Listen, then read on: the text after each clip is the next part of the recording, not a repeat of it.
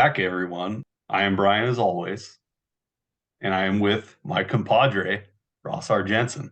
Tonight, we are going to do starting pitchers. Now, this is a brand new thing. This has only come out, what do you think, Ross? 2 months ago? It was right about the beginning of the year that the pitchers came out on Scout the Statline. Yeah, pitching translations are brand new within the last month or two. Month or two, yeah.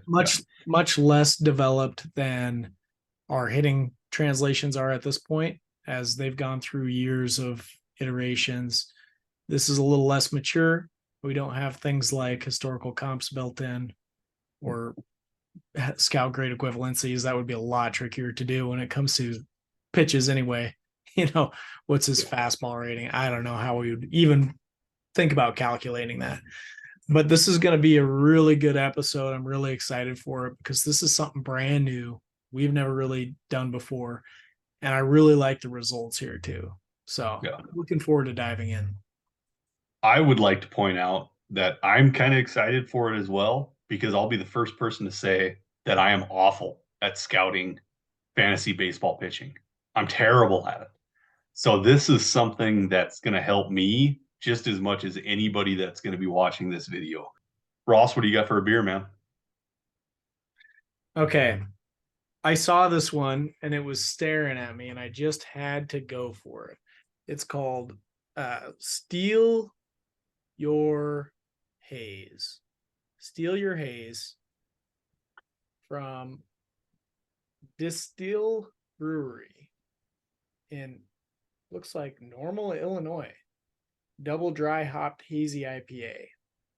Brewed with Citra, Cascade, and Eldorado hops. So we're going to give this one a try.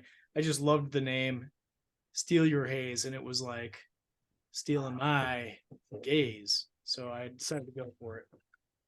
So a great skull with a beard too. Yeah. It's really cool. I don't know anything about this brewery though. I don't know anything about this beer in particular. It's a hazy IPA, which those are always good in my opinion. Very popular these days. So we're going to give it a shot. It's good head. Yeah. Cheers. That's good. It's good. The hazy IPAs kind of have that, I don't know how to describe it, kind of like a pungentness to it, almost like a sourness. And this one has that, but it's a lot more drinkable than your typical hazy. So it's awesome. I like it. I'm going to be able to drink it. What do you got, Brian? Mine's pretty generic. This is a New Belgium and it's Voodoo Ranger. I'm sure a lot of people have had Voodoo Ranger. It's an Imperial IPA. It's honestly, one of my normal drinkers all the time. But I did want to showcase it because I like it. I like it a lot. And that's a great bottle. Yeah. I'm sure you've had plenty of Voodoo Ranger, right, Russ? Oh yeah, it's a pretty common beer around this area too. So the way I'm full to the brim. That New Belgium is a massive microbrewery, if that makes sense. Massive. Oh yeah. In this region, and I know both you and I have visited that brewery at different times, and very cool experience. A little tidbit. This is a Pilkington glass company glass that I won at a golf tournament. I was closest to the hole on a par 3, and I was under an inch close to a hole in one for $10,000. I got this glass rather than $10,000. You would have gotten $10,000 if you got a hole in one? Yeah, mere inches, under an inch, landing right next to the hole. The guys at the green were going freaking nuts. They were like, "That's a $10,000 hole." Wow. So you mentioned that pitchers are a little mystifying to you, or the pod even, and I think you mentioned it even to the folks here. And I got a little bit of Tim Stapp. There's no such thing as a pitching prospect, especially. I am also excited for our peak projections for pitchers too, because I do think it's a big help for me. But I want everybody to keep it in mind that there's a lot more variability when it comes to pitchers. It usually takes a little bit longer for them to find success at the major league level. Whereas with hitters, usually there's always a learning curve for every player. But you see some interesting gains with pitchers, like they might go from being a 5.6 ERA guy to all of a sudden being lights out the next season.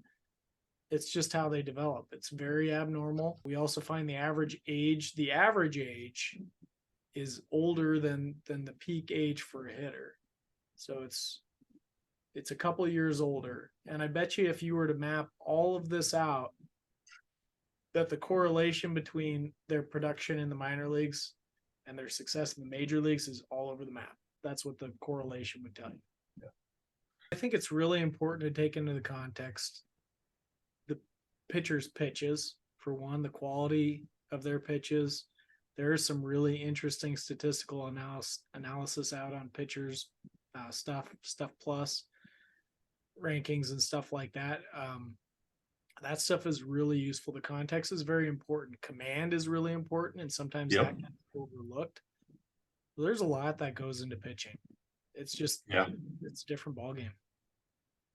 So let's dive into it, Ross. Let's get into the first of our top 10, and he is named Kyle Harrison. He's a San Francisco Giant. He's prototypical pitcher, 6'2", 200 pounds, 21 years old. He was drafted out of high school out of De La Salle, Concord, California. He was picked round 3, pick 85 by the San Francisco Giants. And so far, his career numbers are 2.93 ERA with 211 innings pitched and 343 strikeouts with a whip of 126. Ross, will you dive into the breakdown of what his stats look like? When he debuted in 2021 in 98 and 2/3 innings pitched, he posted a 3.19 ERA. Whip was a little on the higher end with a 1.399 whip. But in 98 and 2/3 innings, he struck out 157 batters.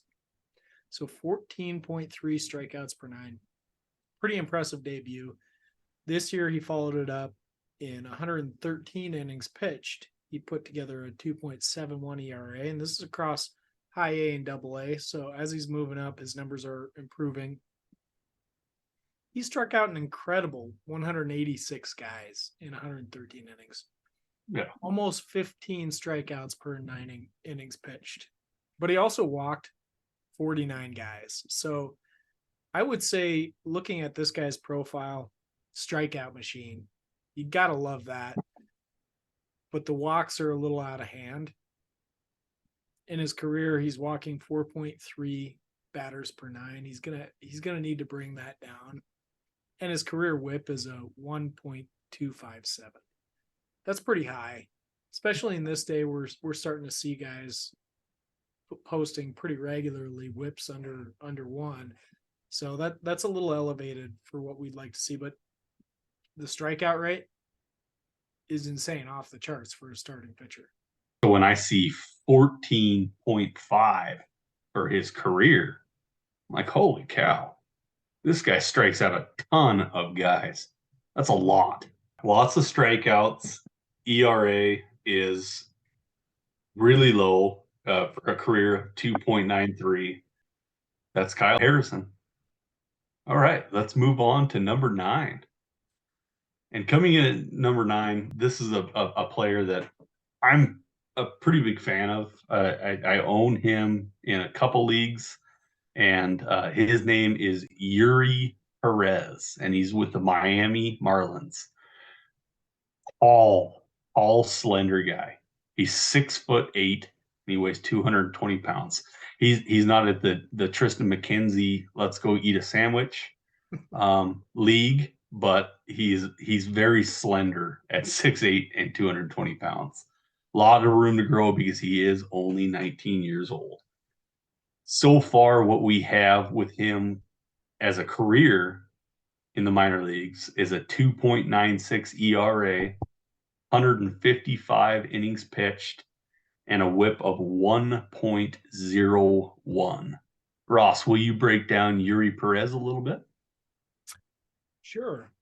Yuri Perez is still just 19 years old, played the entire season as a 19-year-old, and he's going to be a young 20-year-old this season.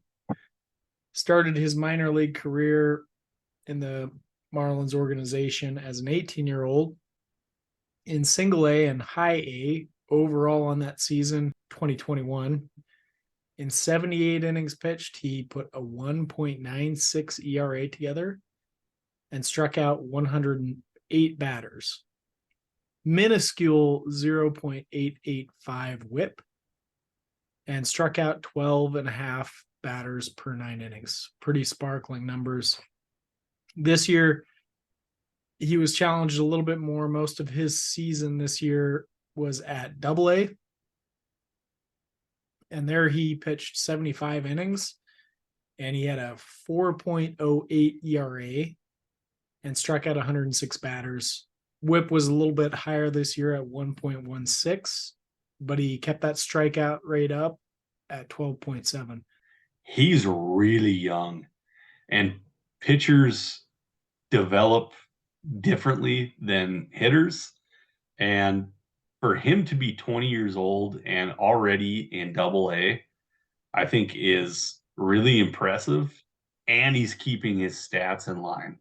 So Yuri Perez, to me, is somebody that I really, really want to keep my eye on, because I think that's pretty incredible. And obviously the Marlins think something's pretty incredible as well.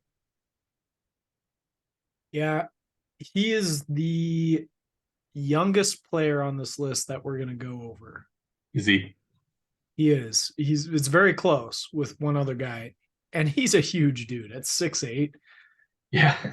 You have to imagine that that's going to translate pretty well. I think the Dynasty Guru, our consensus rankings, had him at 3rd.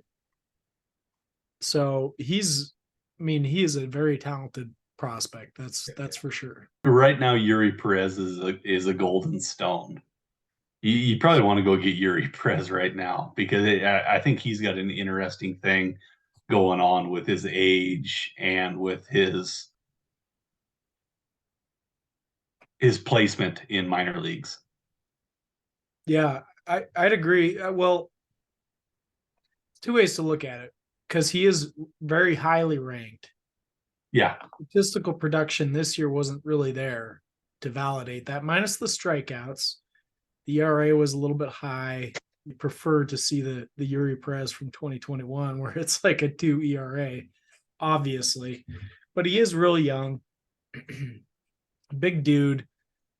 Good stuff reportedly. So, but yeah, I think he's somebody that you probably want to go after, but keep in mind the price that you're going to be paying.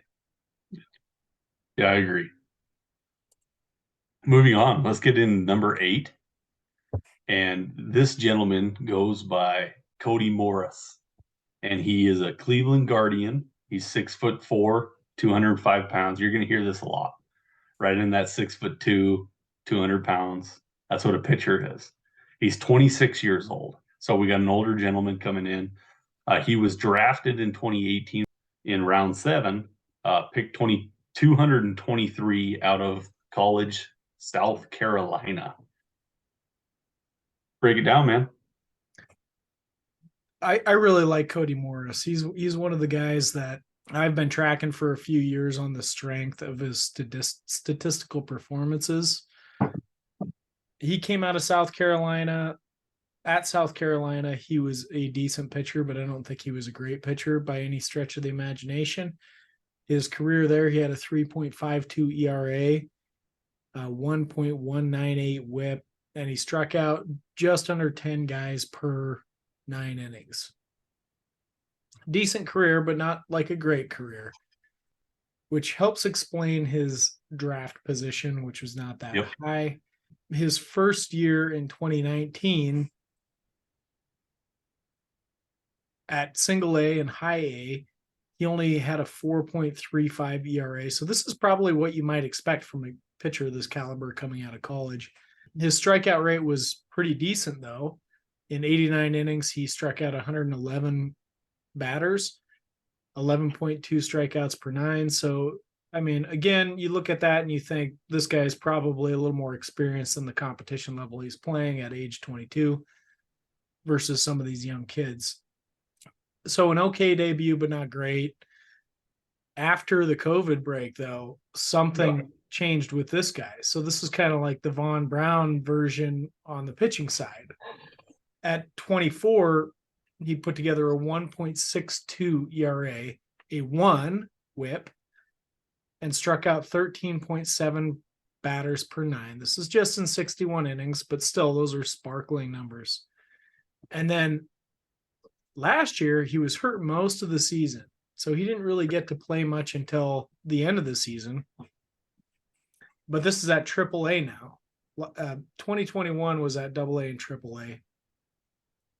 This last season when he debuted was all at AAA. Only got 15 innings there and put together a 2.35 ERA, a whip of 0.717, and struck out almost 18 batters per nine. It's a small sample, but those are pretty good numbers. And then he made his debut in the major leagues, and he had a 2.28 ERA. He struck out 8.7 per nine. His whip was a little bit higher thanks to a more elevated walk rate, 1.394. But I've got high hopes for this guy. He'll be 26 years old, so a little bit older, but those are very impressive numbers, an impressive start to his major league career as well. So, when we're talking about a guy like Cody Morris and we're saying, well, he's 25, he's old for a prospect, but you also want to take into context that these guys peak later. So this is not super abnormal where you might see a guy coming, like finding that gear a little bit later in his career. And like I said, this is like the Von Brown on the pitching side. Yeah, totally. A couple things that need to be highlighted a little bit here is the K/9. His career K/9 in the minors is 12.76, but in 2022 it was 16.45. It's a lot. It's a lot of Ks, and I agree with Ross. I want my pitchers to be striking people out and not walking. I want those two stats because I think that's very telling in a pitcher's career early on. I despised the year of 2020 for hitters and maturity and getting to like figure things out in the minors. I think it might have almost helped pitchers because they could just stop for a little bit and not have to go out there and throw gas. And their arms aren't noodles by the end of the year. So a lot of these pitching prospects that we're going to be talking about that year of 2020 might have helped a little bit where they could just heal up a little bit and not have their arm going nuts every single day. Do you know where I'm coming from? Yeah, I think that's a good take. I really do. And clearly something changed with this guy between that period. And there are those guys that it seems like they came back into the league after the break and things weren't working for them anymore.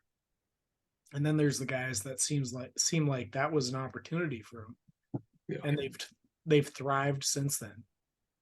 Sometimes you just need a break, man. Yep. Moving on, let's go into number 7.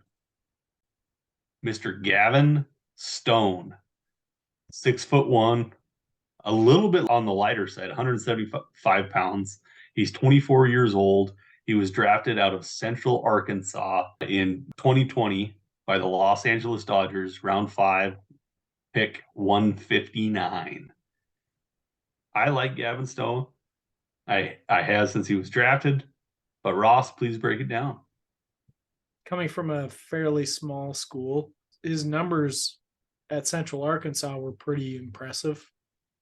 His last 2 years there, he had a 1.52 ERA, 11 strikeouts per nine, and then a 1.3 ERA with 10.1 strikeouts per nine, respectively. Those are really good numbers. In his college career, he had a 2.42 ERA overall. So, very successful college career. Came into the major leagues in 2021 with a solid debut, 3.76 ERA in 91 innings pitched. He struck out 138 batters, 13.6 per nine, pretty impressive. And he posted a 1.231 whip. So the whip was, again, still a little on the higher end. That was between single A and high A. This year, he played 3 different levels, starting at high A, played some at double A and triple A. And just an incredible year. Across those 3 levels combined, I don't even really need to break them down because it's so good across the board. In 121 and 2/3 innings, he had 1.48 ERA. Extremely low. He struck out 12.4 batters per nine, walked 3.3, just kept his walk rate pretty low, a 1.118 whip. So a really good season, I think, from Gavin Stone. I think his ranking here is deserved. He's going to be a little bit older coming into 2023. He'll be 24 years old. He is 24 years old now. But this is a guy that could be in the major leagues right now. So really good season from him. And I don't know that we're looking at an ace here. Interesting tidbit. This was a guy I highlighted on the call-up pod when I was a guest on that. Gavin Stone. I don't know that we're looking at an ace here, but we're looking at a guy that could be a really good number 3, possibly a number 2 type of guy. So I have high hopes for him. I think he's going to be a very productive player. And just one of those guys that knows how to pitch, you know? Not dominating stuff. He's not the big physical body and stuff like that you're going to, see from a 6'8" guy that we just talked about. Like I said, he's 6'1", 175 pounds, but there is relevancy in just knowing how to pitch. Gavin Stone is passing every single stat I pass, like across the board. And I think he's going to be really, really good. With the body type, I am a little bit worried that he might be a reliever, but that is a damn good reliever. Moving on.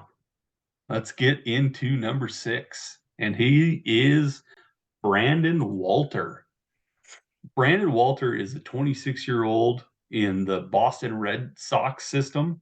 He was drafted in round 26, overall 797 out of Delaware. Brandon Walter. What do you think, Ross? Okay, so I think this is our big surprise on our top 10 list. I don't think a lot of people are very familiar with Brandon Walter. He's not showing up on top 100 lists, not sniffing it. He's a little bit older. There's a lot of factors that go into it. But I do want to run down his statistical performance because I think it helps explain why he is where he is. Number 6 on our list. He came in after the COVID break, after pitching in Delaware. He had a decent career at Delaware where he posted overall a 3.66 ERA, almost 10 strikeouts per 9 innings pitched. He actually debuted in 2019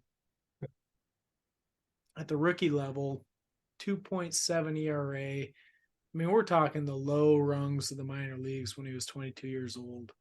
At just 33 innings, 10.5 strikeouts per 9 innings pitched. In 2021, in 89 and a third innings pitched, he posted a 2.92 ERA, a 0.974 whip. The whip is what I'm really picking up on here. Only walked 2 batters per 9 and struck out 13.3 batters per 9. He's 24 years old, and this is at single A and high A, so that's important to consider. This year, his follow-up, he played in double A and triple A. He got a very small sample at triple A, and he struggled there in just 7 2/3 innings. So I'm not going to focus on that. I want to focus on his time at double A, where he spent most of his season. 50 innings pitched at double A. He put together a 2.88 ERA, listen to this, a 0.78 whip. He struck out 12.2 batters per 9 innings, and he walked 0.5 batters per 9. He's 25 years old at this point, so he's a guy that he should be making the major leagues here very, very shortly. But that was a very, very nice looking result at double A before he went up to triple A and his numbers got messed up a little bit up there. Yeah. Doubt about it. But through his career, 3.09 ERA, 12.3 strikeouts per 9. I mean, if you just look at these numbers in a vacuum, especially if you don't know his age, this guy looks like a top prospect, right? Yeah, I guess my biggest concern is only 180 innings pitched in 3 years. Yeah. That's the only, everything else is sparkling. Everything else is terrific. But yeah, only 180 innings pitched. Well, that's a in good 3 point years. for a 25-year-old, 26-year-old. If he's only got that many innings behind him, like what's it going to look like for him pitching at the major league level? Worst case, though, I think we're looking at somebody that could be a really effective reliever. Yep. Yeah. Like you just stated, this has really solid reliever written all over him. He doesn't walk anybody and he strikes out a ton. Give me that in the 6th and 7th inning, you bet. I think they give him a chance to be a starter, and we'll see Yep. what happens. But interestingly, in 2021, it looks like he did come out of the bullpen quite a bit. Yep. At least when he was first, at least down in single A, it looks like he was. I'm not really sure what that was all about, but interesting profile. I picked this guy up. The thing that I really like about what Scout the Statline is providing is this name bubbled up to me. I didn't know this guy. I looked into him and I was like, that's pretty good. It's pretty interesting. And I was able to get this guy for nothing. So that's the strength that Scout the Statline is bringing to the table now with pitching projections. Yeah. They see Brandon Walter as, so I want to walk through the pitching projections a little bit and explain that somewhat. So we've got a projected ERA, we've got a projected FIP, and we've got a projected xFIP. And most of our ranking is based off of xFIP, expected fielding independent pitching. So where Brandon Walter does not look great is with his projected peak ERA, but his projected peak xFIP is very nice. And the reason for that is that his ratios are all great. I mean, we talked about that whip being so super low. That's built into it. That's a part of it, and all of that stuff is saying this guy should be a really, really effective pitcher. His numbers haven't been as effective as it looks like he should be based on underlying information. So we'll see if that turns out to be true. I picked him up, we'll see if it works out. All right. And now we are moving on to number 5. And we are sitting at D.L. Hall. And he's a 24-year-old with the Baltimore Orioles. He's 6'2", 195 pounds, out of Valdosta, Georgia. He was drafted by the Baltimore Orioles in the first round at pick 21 in 2017. What do you got, Ross? Yeah, DL Hall's got a really interesting profile. Yeah. He's gone from being a really big name pitching prospect to kind of losing some luster. And now I think he's kind of maybe starting to regain it. I'm looking at rankings. It still looks like he's dropped a little bit, even coming into this year. Let me walk through his career. He was drafted in the first round, number 21 overall by the Baltimore Orioles. He debuted in 2017, so we're going way back now. Yeah. As an 18-year-old, wasn't a great debut, but a small sample, just 10 innings. 2018, age 19, he had a pretty good follow-up with a 2.1 ERA in 94 and a third innings pitched. He struck out 9.5 batters per 9. Interesting that was not very high at that time, because that's kind of become a part of his game now. In 2019, as a 20-year-old, at high A, he put together a 3.46 ERA and struck out 12.9 batters per 9 innings. His whip was a 1.326, is pretty high. He had a problem with giving away free passes, 6 walks per 9. In 2021, after the break,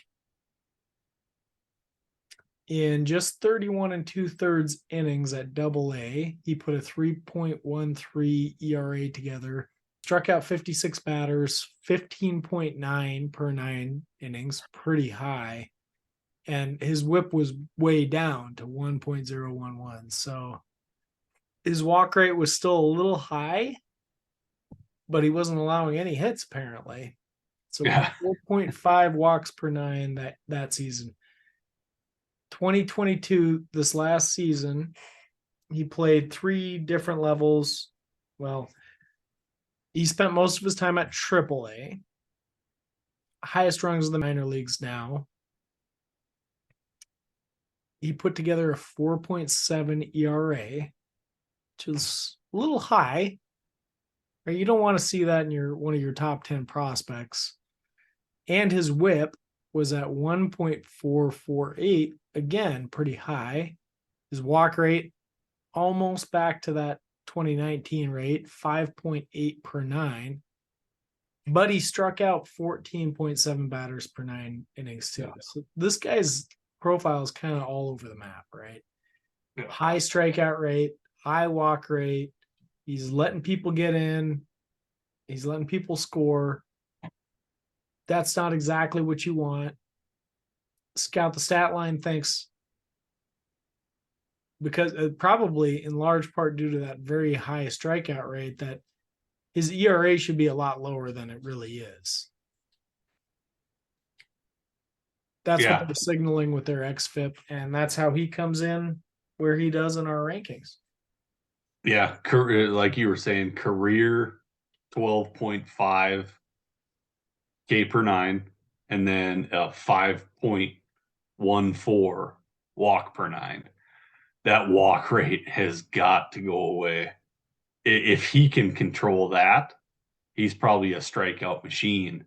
But we have plenty of data showing us that walk rate is way too high, and it's ruining his prospect status in my eyes. I look at this profile and I want no part of it, because that is way too many walks, especially when he gets into the majors, where a guy or the guys on another major league roster are just gonna, okay, well, throw your meatball on the corner. I'm not gonna swing at it.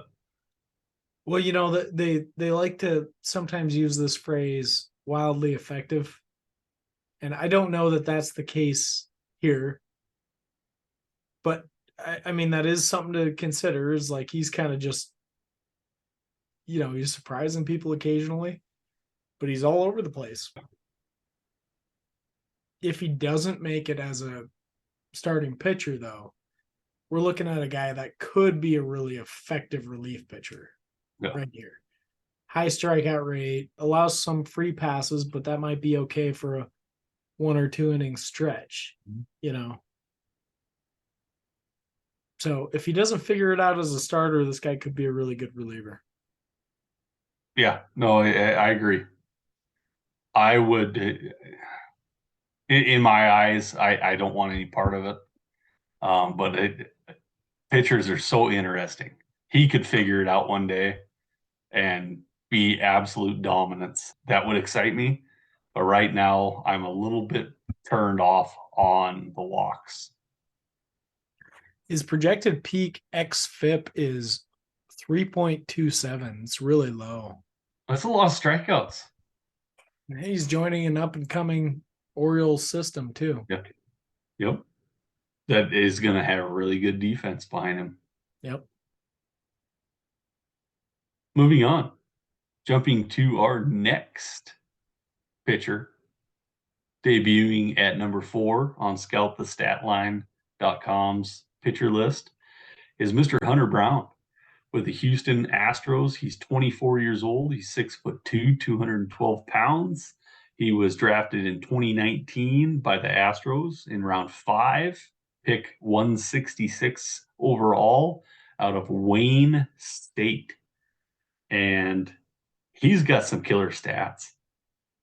Hunter Brown has got some killer stats. Ross, give it to us. All right. So I think this is a really good example of how, I don't know, non-linear the development of pitchers can be. Coming out of Wayne State, his freshman year he had a 4.85 ERA.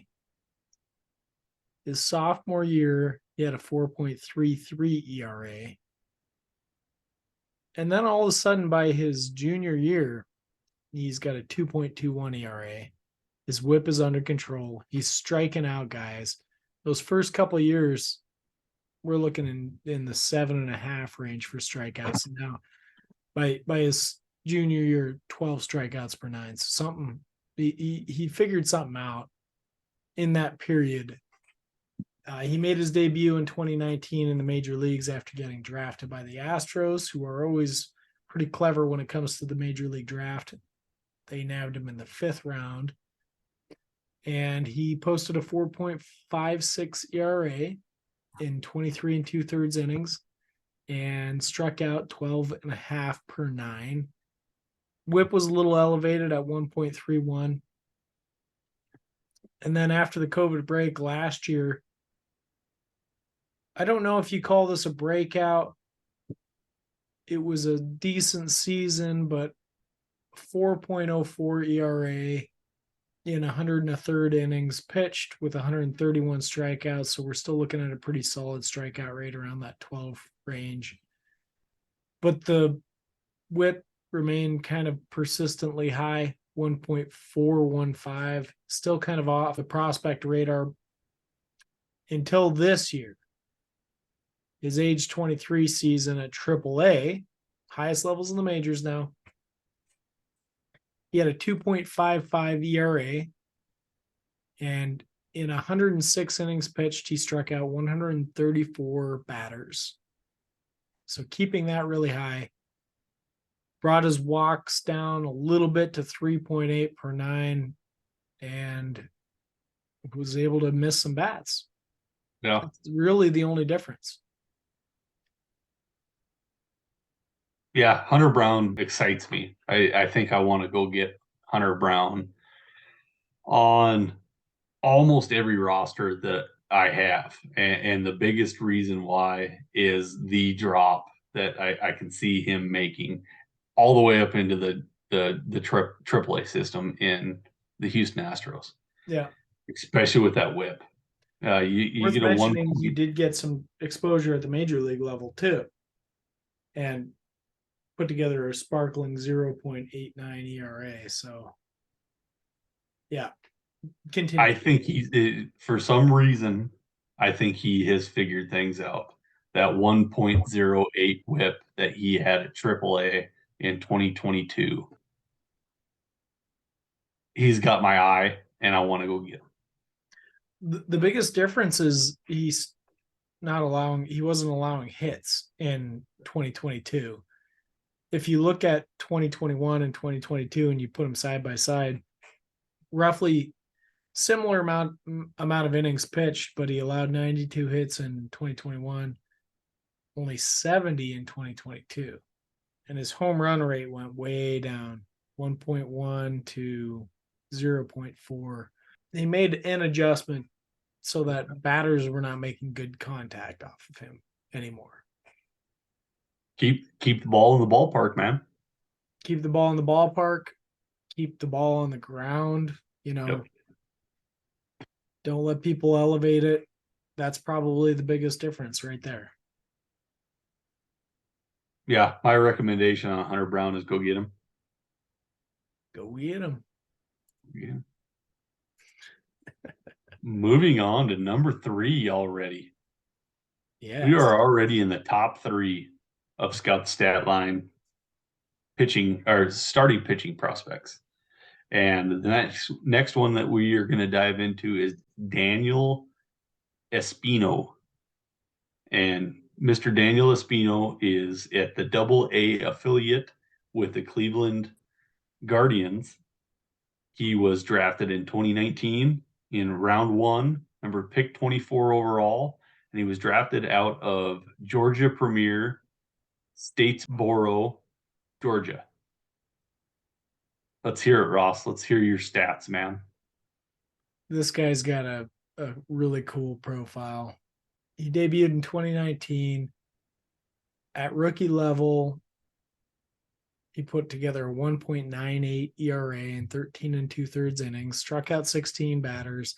Not much to talk about there. He was moved up to low A. He struggled a little bit there.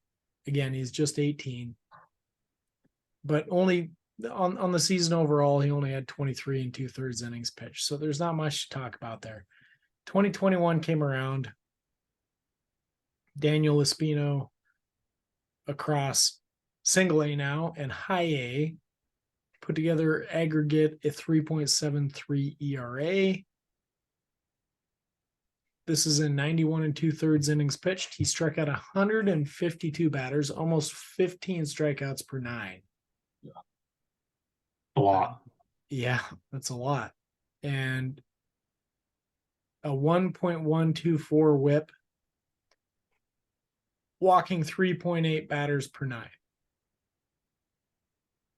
So this season, very limited sample. He was out with a lot of injury.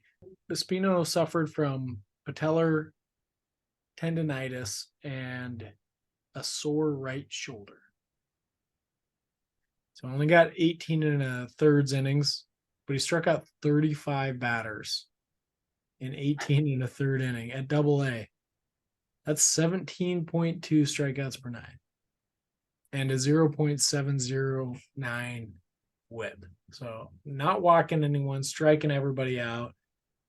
Maybe his arm was a little fresh after not having to throw, but he's skyrocketed up prospect lists as a result, nonetheless. So people were impressed with that sampling. So, I mean, there's risk there. There's no doubt. Like the sample is so small, can't trust it. But man, that's good. Yeah. Dynasty Guru had him at number 7. And I'm looking at the major publications. Dynasty Guru had Yuri Perez as number 3. And the major publications definitely have Daniel Espino higher. So, yeah. 2022, he's having some knee issues. Not majorly concerning in a pitcher. We can work past some knee issues. But anything up in the arms and stuff like that, I get terrified. sore right shoulder as well. So Yeah. there's definitely risk there. And Yeah. you'll see that with most pitchers, right? There's risk. There's every now and then we come across these guys that they're almost like generational. It's like their arms are invincible. Yeah. But those are few and far between. Even one that I think of that is like that nowadays, Justin Verlander. I mean, he even went down with Tommy John. I thought that guy was gonna. I mean, I still think he's gonna pitch until he's 45. For whatever reason, he's just his arm is still invincible, even though it's been rebuilt. I just wrote about Justin Verlander on the Dynasty Gurus. The guy is a steel machine. You don't come back from Tommy John surgery at 39 years old. And he came back and he pitched, might have been his best season. He's tough, dude. Yeah. Espino, I believe, has one of the best profiles that I've seen other than the innings pitched. I want to see him go through 160 innings in 1 year and see what he's, if he can hold up. We just haven't seen it yet. Throughout the years, we have in 2019, 23.2 innings pitched, 2021, 91.2 innings pitched, and then 2022, only 18 innings pitched. Massively small sample size, but really, really good. Yeah. Yeah, agreed. I mean, it's enticing, that's for sure. There's risk there. Oh yeah. You can recognize the risk. Yep. So let's get into our top two. Yeah, I can see Ross getting excited because personally, this is 1A and 1B.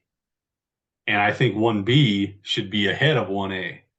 But we're going to jump into 1B right now, which is personal thought, my favorite pitcher in the minors.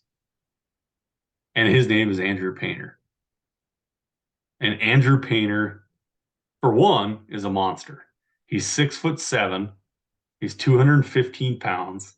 He's 19 years old. He'll be 20 years old in April. So he was born April 10th, 2003. He was drafted by the Philadelphia Phillies in round 1, pick number 13.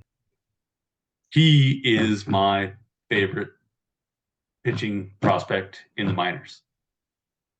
Yeah. Well, we talked about this in the first pod that we did. Yeah. Episode number 1. 2022, episode number 1, the OG. We talked about Grayson Rodriguez versus Andrew Painter. We both said Andrew Painter. And you know what? We were right once again. You damn right we were. Well, what I mean by that is, like, you've had all these other major publications come out since then. You've got Baseball America. They put Andrew Painter as their number 1 pitcher, Grayson Rodriguez number 2. You have MLB Pipeline.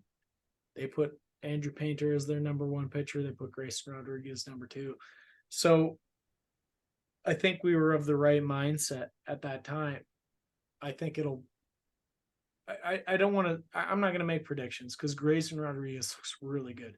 So really good. Really good. I'm not going to make predictions about their career, but the season that Andrew Painter put together specifically was remarkable. Just remarkable. So if you don't mind, I'd like to walk through his statistics. You're the man. A high draft pick. In 2021, he made his debut. He only pitched 6 innings in 4 games, struck out 12 guys, allowed 4 hits, didn't allow any runs, so 0 ERA. We're only talking about 6 innings. Pretty good start, but really not much to make of it. 2022 comes around, and this is his monster breakout season. He pitched in single A, he pitched in high A, he pitched in double A. It didn't really matter where you put him because the results were the same across the board. Overall in the season, in 103 2/3 innings, he had a 1.56 ERA, 155 strikeouts. He only walked 2.2 batters per 9 innings pitched and struck out 13.5. As we talked about that 155. So his whip was a 0.887. Pretty remarkable numbers. It's like half of a season's worth of professional innings pitched if you were going a full season. But that's pretty good. Pretty good. All this guy really needs, it's damn good. All this guy really needs is to build up some endurance. He's ready for the major leagues. And he's 20. He's going to be 20 years old all season Every long. now and then you get a guy that's 20 years old and they're ready to dominate the major leagues. I think this is one of those guys. Yeah, this is Walker Buehler. He's better. Jose Fernandez. That's a good one too. Rest in peace. Yep. I mean, look at his stats. He's that damn good. It looks really good. Yeah. It does. Yep. But like you said, we need to build the arm up. We need to see 180 innings pitched. He only has 109.2 in the minors so far in 2 years. We need to see a lot more, but I mean, you have to go get him if you have the opportunity. If he is not strong, held by an owner, and you think that, maybe I can throw a couple prospects their way and he's not a big pitcher guy, go get him. Andrew Painter is the real deal. We've been saying it for a year and a half. Go get him. Agreed. You got to get this guy. If you look at the projections from Scout the Statline, if I go raw XFIP, him and Tink Hence are like right there. Tink Hence is just barely got the advantage over him. If I go raw FIP, Andrew Painter is best in the minor leagues. If I go raw ERA, Andrew Painter is second. So we're looking at 3 statistical categories, and Andrew Painter ranks second, and first in those. And those are determinants for who's the best pitcher in the league. If you look at K percent minus walk percent, he leads the league. He's just above Grayson Rodriguez there. I mean, you can cut the numbers in whatever ways you want. Andrew Painter is right up there in all the projections. This guy's a machine. The only reason that he's not above Grayson Rodriguez, if I'm being frank, because he's only got 109 innings pitched in his career. It's the only reason. He's getting a little bit of regression because of that. Yeah. Only difference. I think people are getting a little bit more aware because of such things as scoutthestatline.com of their rookie prospects and stuff like that.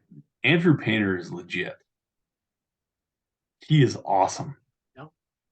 And we're going to talk about another awesome pitcher, because I don't want that to fall in out of the shuffle here.